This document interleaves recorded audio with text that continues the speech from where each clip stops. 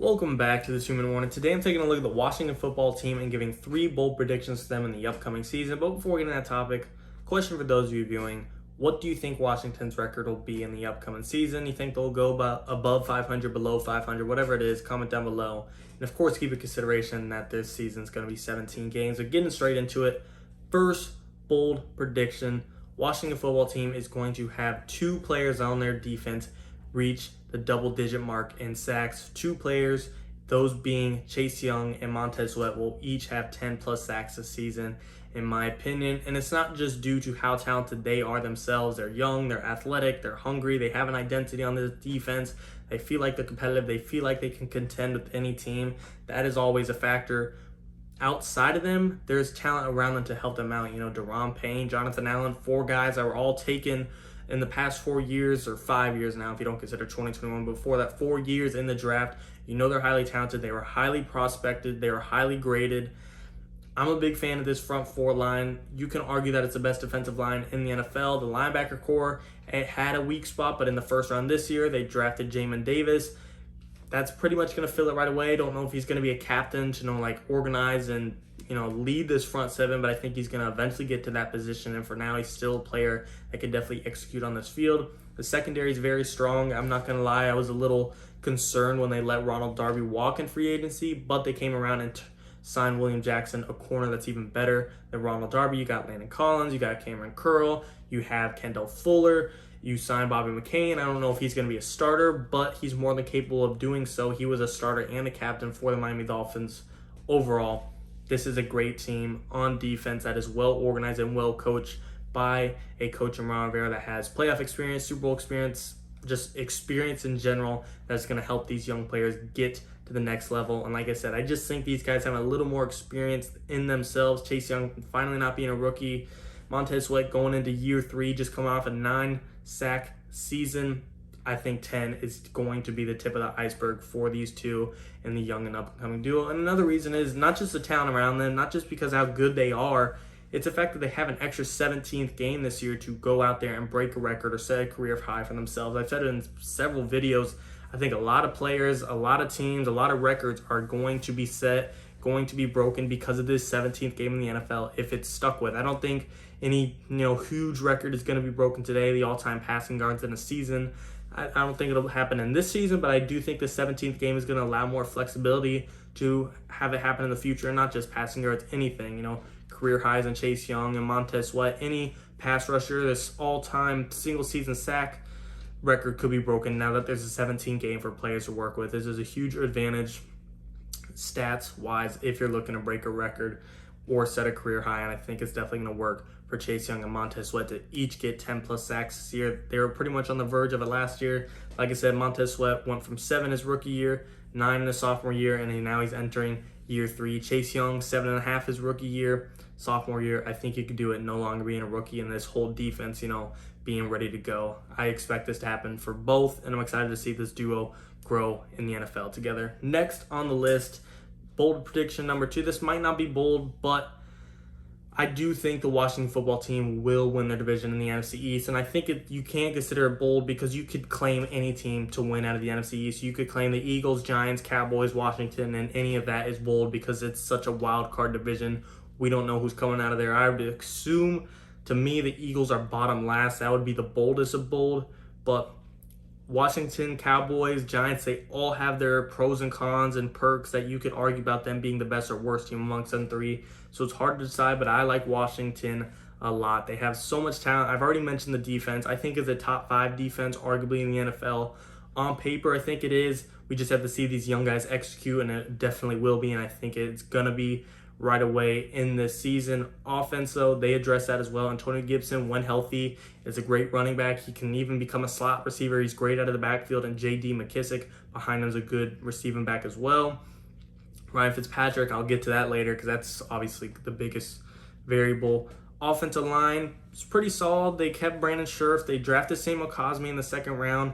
Receiving core, you already had Scary Terry and Terry McLaurin. You brought one of his best friends, former college roommate, Curtis Samuel over from Carolina. You drafted Yami Brown in the 3rd round. You have Cam and Steven Sims now as your 4th and 5th best receivers. This is a deep receiver room. Logan Thomas is going to have a career season like Chase Young and Deron Payne, I think.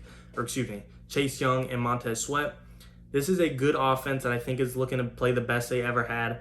I think the biggest thing is now Cam and Steven Sims being receivers number 4 and 5. I think it's a little underrated. Last year they were the 2nd and 3rd best options for Washington, and you just can't have them being starters and being your number 2 and number 3 weapons.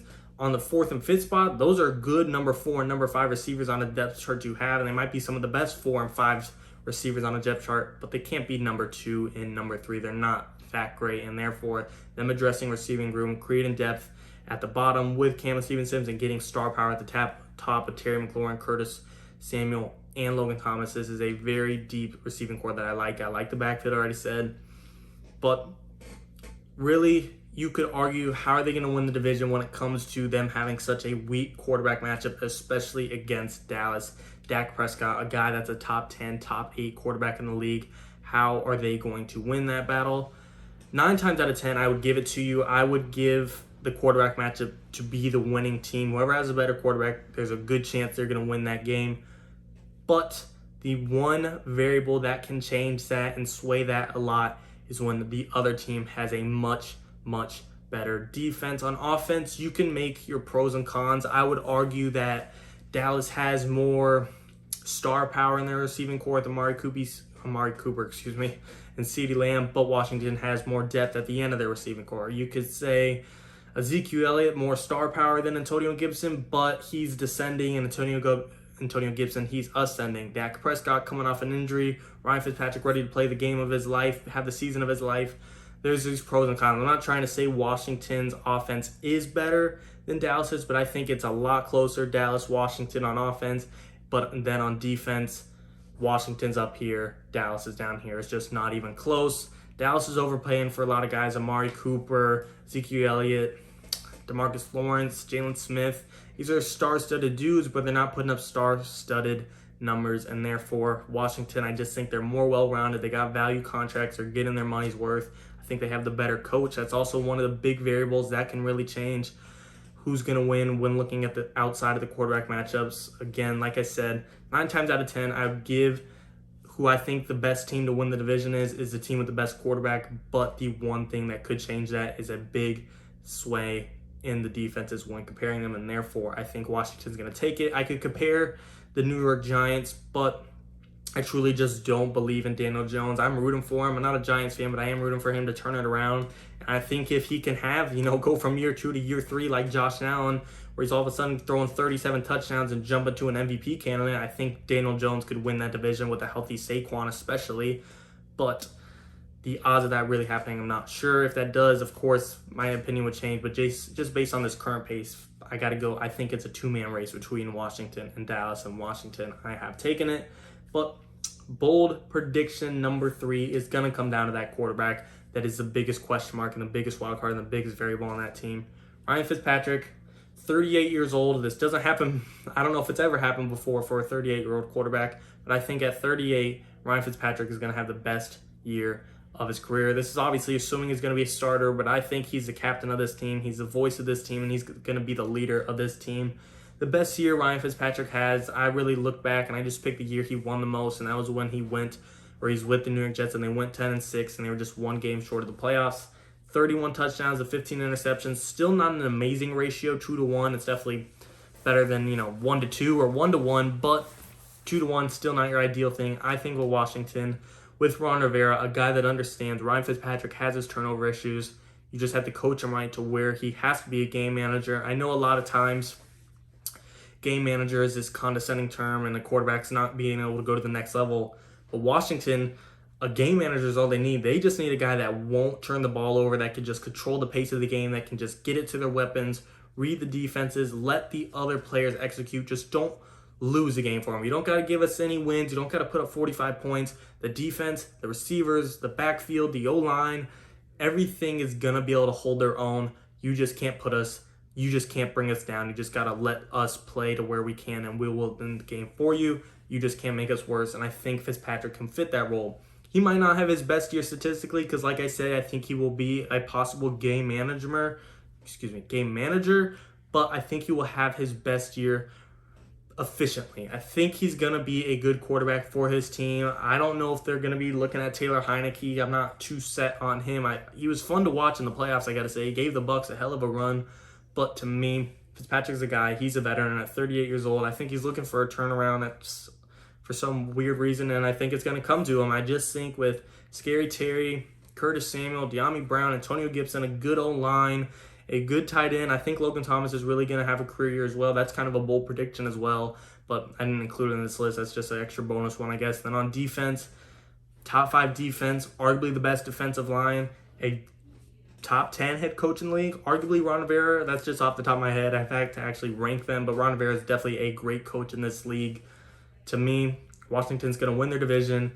Chase Young and Montez Sweat's going to feed off of each other and feed off the defense and have double-digit sack seasons each. And Ryan Fitzpatrick is going to have his best year in the NFL in 2021 at age 38, efficiently wise. And I'm excited to see it. Again, I'm not a Washington fan. I'm not a Giants fan. But I like seeing what's brewing down there in the NFC East. And I'm for it. I'm excited to see it. And I'm happy. And I'm rooting for Washington to do well because I do like what they're doing there, like I said. But as always, guys, comment down below. Do you agree or disagree with this list? You think Chase Young's going to hit the 10-sack mark? You think Montez Sweat's going to hit the 10-sack mark? You think Washington's going to win the division? You think Fitzpatrick's going to have a career year? Agree to disagree. Comment down below what your thoughts are. And, of course, referring back to the question today, where do I think they'll finish record-wise? To me, 10-11 wins sounds about right. 10-7, 11-6, which I think is decent from last year, a decent upgrade. 7-9, and Washington last year, I feel like they wouldn't have been 7-9 if they had a healthy, starting, consistent quarterback. And you saw with Alex Smith, I believe his record was 5-1 or 5-2. It was a very positive record. Fitzpatrick, if he could stay healthy, if he could be a game manager, this team's going to win games and their roster's going to win games for him, and they're going to be at 10-7, 11-6. I'm excited to see it, but we'll have to see. As always, guys, and of course, thanks for watching. 2-minute warning.